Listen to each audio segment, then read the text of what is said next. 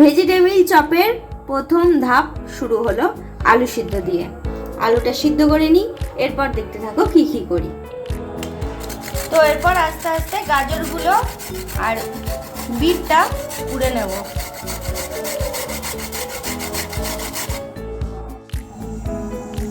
এইখানে বিট আর গাজরটা গ্রেট করা হয়ে গেছে।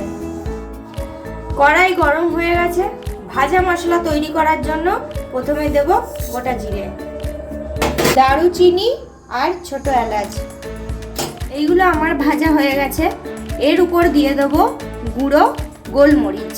গ্যাসটা অফ করে দিয়েছি, শুধু কড়াটা গরম আছে বলে এটা একটু নাড়িয়ে নেব। তারপর এগুলো একটু ভালো করে মিক্সিতে পেস্ট করে নেব। এইখানে দিয়ে দিলাম সরষের তেল।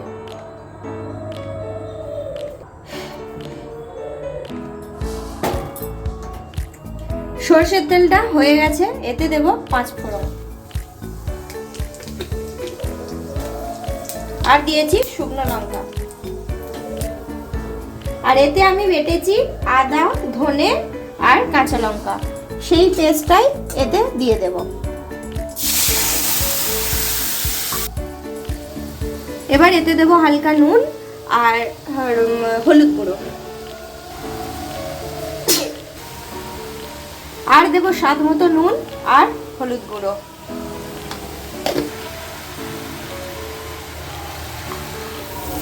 এইখানে আমার মশলাটা ভালো করে পেস্ট হয়ে গেছে। এরপর এই কোরানো বিট গাজরগুলো দিয়ে দেব।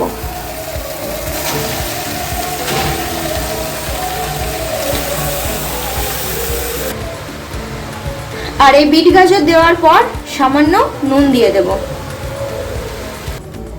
আর এইখানে আমার আলুটা সিদ্ধ হয়ে গেছে। আর আমার কাছে ভাজা বাদাম ছিল, সেই জন্য আমি আর বাদামটা ভাজলাম না। যদি তোমাদের কাছে বাদাম ভাজা না থাকে তাহলে অবশ্যই কাঁচা বাদাম নিয়ে এসে ভেজে নেবে বাড়িতে। এরপর এই সেদ্ধ আলুগুলো এর উপর আস্তে আস্তে গ্রেট করে নেব। তোমরা চাইলে আগেও করে রাখতে পারো।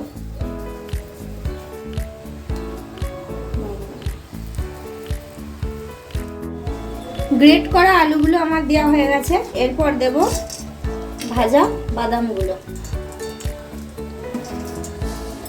এইদিকে কর। বাদাম দেওয়ার পর দিয়ে দেব সেই ভেজে রাখা ভাজা মশলাটা। এরপর এইগুলো ভালো করে মিশিয়ে নেব।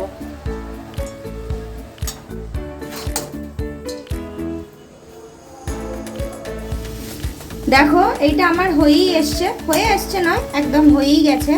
এরপর একে আমি ফিনিশিং দেব ধনেপাতা কুচি,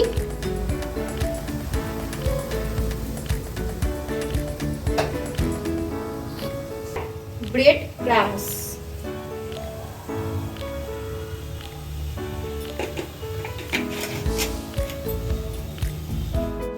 আর এইটা আমার রেডি হয়ে গেছে।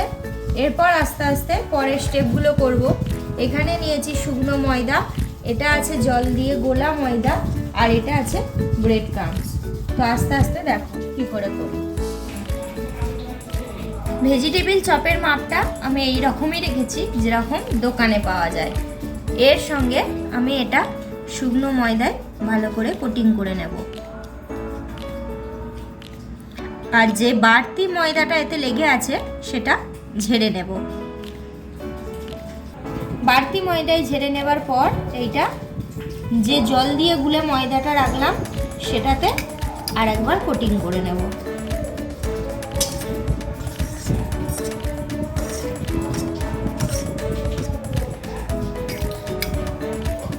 এটা এরকম হয়েছে। এরপরে ব্রেড ক্রাম্বসে ভালো করে কোট করে নেব।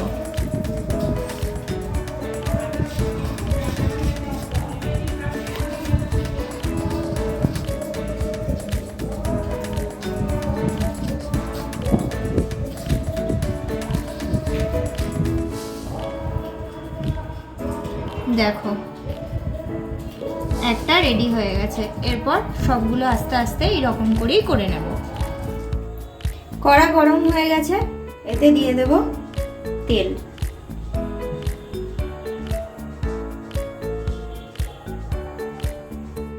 এবার আস্তে আস্তে ভেজিটেবিলগুলো দিতে থাকবো। গ্যাসের ফ্লেমটা অবশ্যই লো টু মিডিয়াম রাখবে।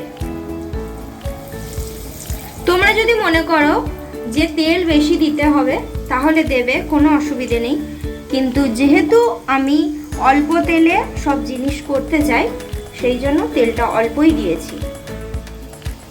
দেখো কত সুন্দর হয়েছে, দেখো এগুলো হয়ে গেছে। এবার আস্তে আস্তে তুলে নেব এইগুলো। এটা আস্তে আস্তে তুলে নেবার পর সবগুলো আস্তে আস্তে করতে থাকবো।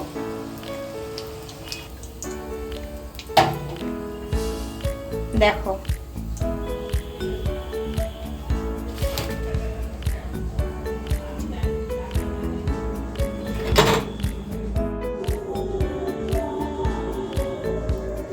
দেখো আমার ভেজিটেবিল চপ রেডি।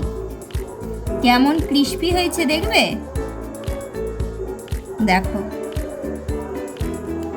দেখতে পেয়েছো? আর ভিতরটা দেখো,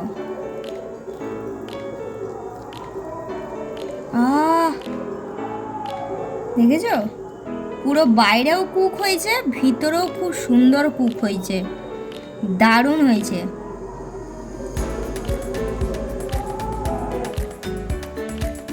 প্রথমেই তো বললাম এইগুলো ডুবো তেলে কুক করা যায়, কিন্তু আমি করি না, কারণ অল্প তেলে আস্তে আস্তে করে একটু টাইম ধরে কুক করলাম। অবশ্যই তোমরা বাড়িতে চেষ্টা করো এরকম করার। আর যদি ভালো লেগে থাকে অবশ্যই আমাকে কমেন্ট করে জানিও কেমন হয়েছে। অবশ্যই তোমরা বাড়িতে চেষ্টা করবে।